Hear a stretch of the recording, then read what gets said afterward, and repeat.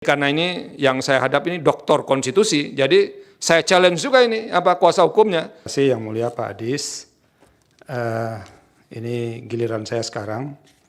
Saya ini kalau menasihati banyak-banyak kayak bimbing disertasinya Refli juga saya jadi. Pertama, kewenangan mahkamah itu masih belum memasukkan PMK 7 2025 Pak Refli ya. Nanti kalau nggak ada nih bisa saya kasih Pak Refli kalau mau ini. Tapi ada yang soft filenya di websitenya Mahkamah Konstitusi. Ini satu-satunya ini. Bapaknya kalau yang gratis mau cepat-cepat aja ini. Nah nanti bisa dilihat di websitenya Mahkamah Konstitusi untuk menambahkan paling tidak ada beberapa hal yang berbeda sih Pak Refli. Model penyusunan permohonan di bawah PMK nomor 7 tahun 2025 dibandingkan yang sebelumnya. Nah itu pertama di kewenangan, di kedudukan hukum, ini yang perlu ada perombakan yang agak serius, karena belum dijelaskan siapa pemohon ini, ketiga-tiganya. Jadi harusnya dijelaskan Pak Roy Suryo itu siapa, Ibu Tifa siapa, dan segala macam. Lalu apa sih problem konstitusional yang dihadapinya berkaitan dengan norma ini, dan itu belum jelas. Jadi, dan itu harus disertakan bukti. Jadi kalau diceritakan orang ini begini, begini dan segala macamnya, tidak ada buktinya, nah kan tidak kuat. Kan kami tidak bisa membenarkan sesuatu yang tidak dibuktikan. Oleh karena itu, jelaskan kalau tadi dikatakan orang ini disangkakan dengan menggunakan pasal ini, itu penetapan sebagai tersangkanya dijadikan sebagai bukti untuk masing-masing pemohon ini. Nah baru setelah itu Pak Refli jelaskan apa hubungan kausal antara peristiwa yang terjadi untuk menjelaskan kasus konkretnya itu dengan berlakunya norma itu yang dimohonkan pengujian itu. Sehingga nanti memenuhi prinsip kausal verban. Jadi ada hubungan sebab akibat antara berlakunya norma yang dimohonkan pengujian dengan kerugian atau setidak-tidaknya anggapan kerugian hak konstitusional yang dialami oleh pemohon. Dan itu sama sekali belum ada di legal standing atau kedudukan hukum pemohon.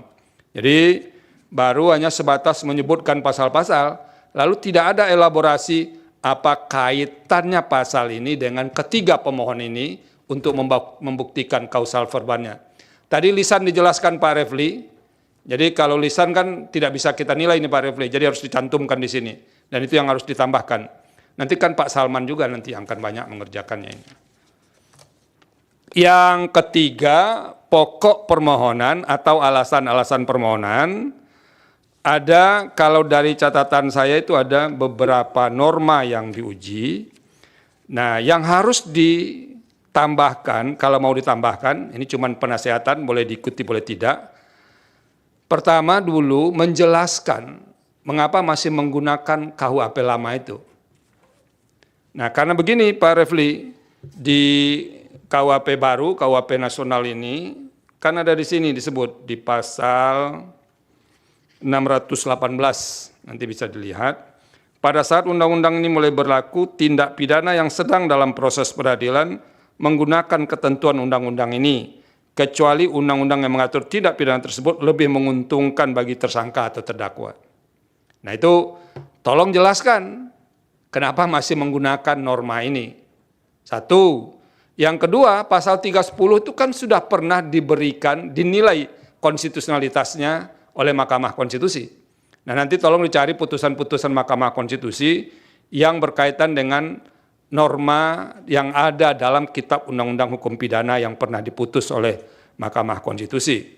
Apa masih bisa diteruskan menggunakan pasal ini atau tidak?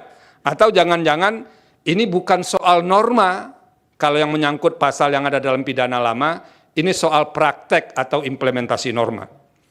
Nah itu yang harus dijelaskan.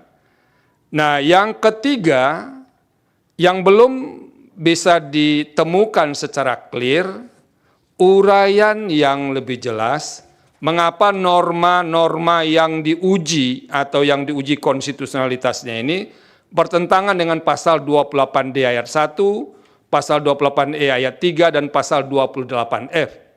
Dalam permohonan ini kami harus akui, tiga pasal konstitusi itu disebutkan. tapi belum ada uraian mengapa dia bertentangan dengan pasal dalam konstitusi itu. Jadi Pak Refli misalnya pasal 28D, setiap orang berhak atas pengakuan, jaminan, perlindungan, dan kepastian hukum yang adil, serta perlakuan yang sama di hadapan hukum. Apakah semua komponen dalam norma pasal 28D ayat 1 ini harus digunakan, atau jangan-jangan bagian-bagian tertentu saja, dan itu yang harus dijelaskan kepada mahkamah. Sehingga kami nanti bisa menilai benar atau tidak norma atau pasal-pasal dalam KUHP dan yang lain itu bertentangan dengan Undang-Undang Dasar 1945 atau tidak. Jadi argumentasi yang dijelaskan itu yang akan kami nilai. Jadi kalau argumentasinya tidak kuat, ya nanti tidak beralasan menurut hukum. Jangan dikira tidak ada problem misalnya, tapi memang argumentasinya itu yang tidak kuat. Karena jangan memaksa mahkamah untuk mencarikan argumentasi, enggak. Pekerjaan kami adalah menilai argumentasi yang diajukan oleh pemohon, mengapa ini bertentangan dengan Undang-Undang Dasar 1945. Dan dari norma-norma itu sebetulnya hanya baru menempelkan pasal konstitusi, belum menguraikan pertentangan itu. Ini karena ini yang saya hadap ini doktor konstitusi, jadi saya challenge juga ini kuasa hukumnya untuk menjelaskan ini kenapa dia dikatakan bertentangan, Pak Refli. Nah itu tolong nanti dijelaskan karena yang beberapanya itu sudah pernah diputus oleh Mahkamah Konstitusi. Dan terakhir ini perlu disampaikan kepada pemohon. Ini di petitum nomor 8 ya. Itu kalau dilihat awalnya kan ada ayat 1, ada ayat 2. Lalu ada ayat 3 di halaman berikutnya yang tidak ada nomor halamannya itu. Jadi dokumen elektronik kepada sistem elektronik orang lain yang tidak berhak. Titik 3. Nah saya ini jadi heran. 3 ini kemana sangkutannya ini, Pak Refli? Ya kan? Apakah ini salah ketik atau bagaimana? Karena tidak ada poin angka 3 itu. Karena di poin berikutnya hanya ada 1 dan 2. Berarti angka 3 ini tidak ada. Nah itu tolong diperhatikan. Yang kedua, masih berkaitan dengan petitum ini, saya menyarankan supaya karena ada 2 norma di sini dipisah saja Pak Refli. Ada pasal 32 ayat 1, kemudian di petitum berikutnya pasal 32 ayat 2. Jadi dipisah supaya nanti bisa lebih clear, jangan terjadi kekaburan dalam penyusunan petitum ini. Nah itu beberapa hal yang bisa kami nasihatkan kepada kuasa hukum dan prinsipal berkaitan dengan permohonan ini. Tapi intinya pertama soal legal standing itu penting. Kami mahkamah tidak akan masuk kepada pokok permohonan kalau pemohon tidak mampu menjelaskan memiliki kedudukan hukum. Nah itu substansi baru kita bahas setelah lolos dari posisi legal standing. Nah itu yang harus Nah poin terakhir saya Pak Refli dan para kuasa hukum dan prinsipal, harus ada ketersambungan. Jadi kayak benang merahnya antara apa yang diuraikan di posita dengan petitum. Jadi kalau di petitum dikatakan ini bertentangan dengan Undang-Undang Dasar, kalau tidak dimaknai begini, dan di positanya itu harus ada elaborasi mengapa pemaknaan yang diminta oleh pemohon itu yang konstitusional. Karena ini penting.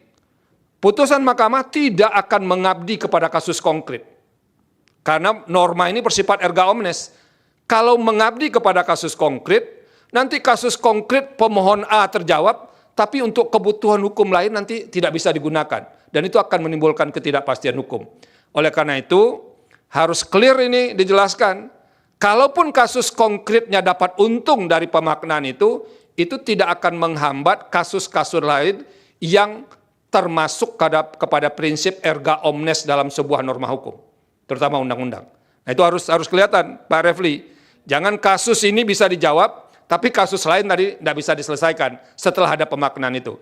Dan oleh karena itu, di posita itu harus jelas Ini dianggap bertentangan dengan Undang-Undang Dasar 45, tadi disebutkan tidak akan menghapus norma itu, lalu begini pemaknaannya, harus ada penjelasan mengapa pemaknaan begitu yang konstitusional. Nah itu yang perlu disampaikan, biar para kuasa hukum yang sangat terkenal dalam ruangan ini bisa bekerja lebih keras juga. Pak Refli ya, sudah lama nggak ketemu soalnya dengan beliau yang satu ini. 2 tahun ya. Nggak apa-apa. Ini untung ada Pak Roy Suryo dan kawan-kawan, bisa ketemu Pak Refli lagi saya ini. Download Tribun X sekarang. Menghadirkan lokal menjadi Indonesia.